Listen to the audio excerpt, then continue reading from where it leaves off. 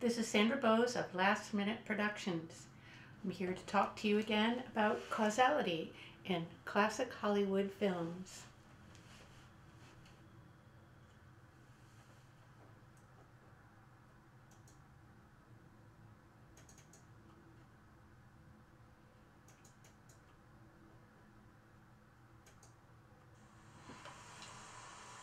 So today we're looking at causality in classic Hollywood films.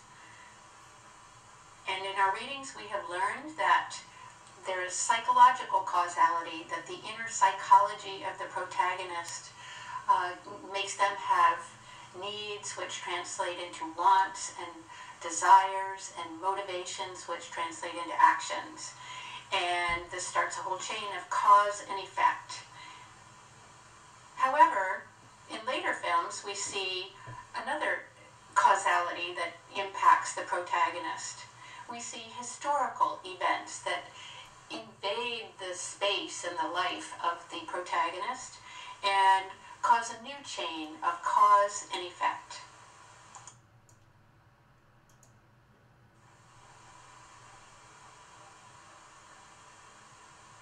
So, we see the psychological chain of cause and effect.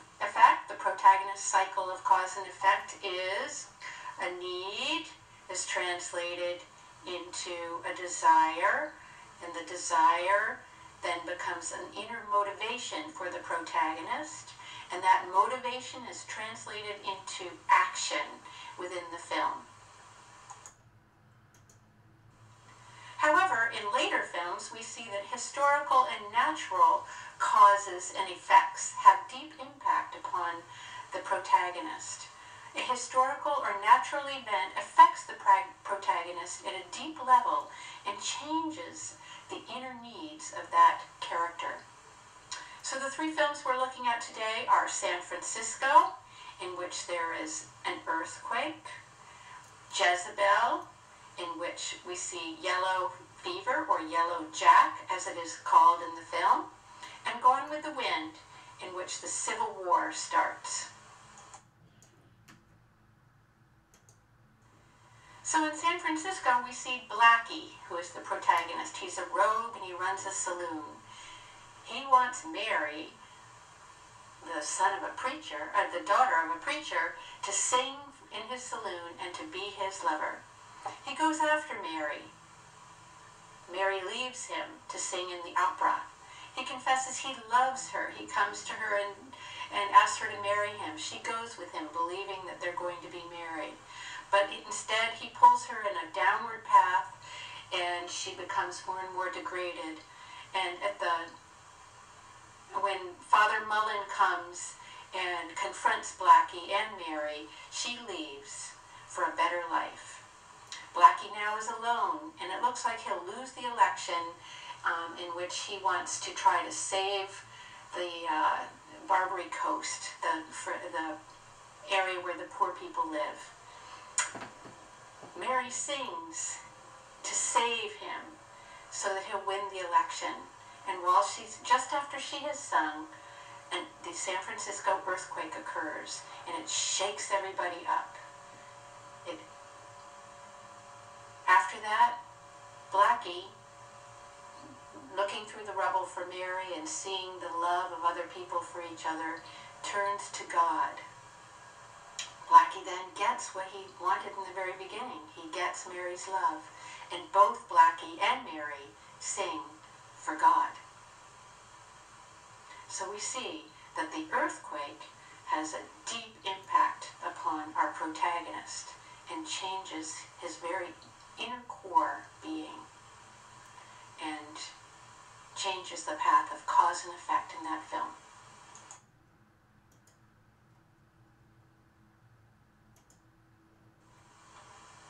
Next, in Jezebel, we see Julie Marsden. She is a selfish, coquettish Southern belle who wants to selfishly control her fiancé, Preston. She tries to get him to go to her dress fitting for the ball, but he refuses because he has work to do. Then she tries to get revenge on him, and with her red dress, and she insists on wearing the red dress to the ball. And he takes her to the ball and he forces her to stay through all of her humiliation, and then he leaves her. Then she tries to be a genteel southern woman as she waits for Preston to come back for her. He comes back, but he is married to someone else. She tries to lure him back. She'll do anything to get Preston back, but he leaves because yellow fever has invaded the city and someone that he knows needs him. So Yellow Jack invades their lives, and through the bite of a mosquito, Preston gets yellow fever.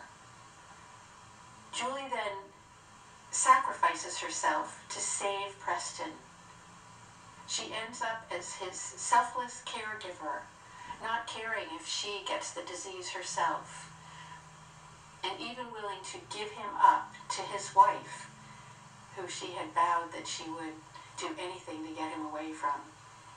So we see a deep inner change in Julie Marston because of a disease, a natural cause, yellow fever, or Yellow Jack.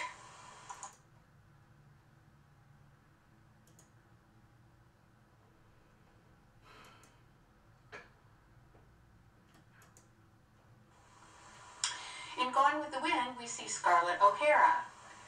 She is a teenage southern girl who has an incredible crush on Ashley Wilkes, and she just wants Ashley Wilkes to love her.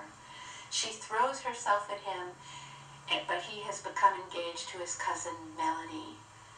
And just at that point, the Civil War breaks out in the film. Scarlett then needs to survive. She still wants Ashley's love, but she needs to survive, and she will do anything to survive. She marries 3 times, the 3rd time to Rhett Butler, and during that time she cares for Melanie because she promised Ashley to take care of her, and eventually she takes care of Ashley, and he becomes very dependent on her for his living. The 3rd person that she married, Rhett Butler, she uses him to survive, and he falls madly in love with her. He really loves her, and they have a child, and he loves their child. Their child dies, and their marriage falls apart, and Scarlett throws herself at Ashley. Rhett finds out about this, as does everybody else in the in town, and Rhett leaves. Melanie dies, and Scarlett sees that Ashley loved Melanie all along, that she was living in a fantasy. And now she realizes that Rhett always loved her and that she actually loves him. And she vows at the end of the film to get Rhett back. In this film, the Civil War occurs at the beginning of the film, and it drastically changes our character. She changes from a flirtatious Southern belle who can't do anything to the strong woman who has to be strong for everyone, for her father who is demented, for the slaves who are house slaves and they don't know how to grow things, for Melanie, for Ashley's wife and Melanie's baby, and for herself. And she vows that she will be strong and never, never, never be poor again. And this change occurs in her towards the beginning of the film, but it is because of the Civil War.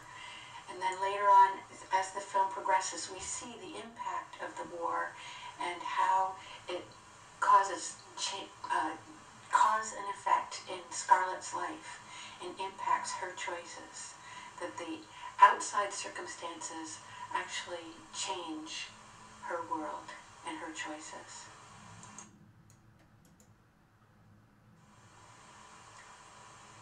The These three films show that causation in narrative Hollywood films is not only psychological. That is not the only source of narrative causality in classic Hollywood films. Historical and natural causes, earthquakes and disease and war, add new dimensions to the protagonist's dilemmas within the narrative. And they force the protagonist to make life and death decisions that they wouldn't have had to have made if those events had not occurred. And these external events are traumatic. They impact the protagonist at such a deep inner core level that they change that person's needs and desires and motivations and actions. They change the psychological causality of the film by having such a deep traumatic impact upon the protagonist. Thank you very much. This is Sandra Bowes from Last Minute Productions.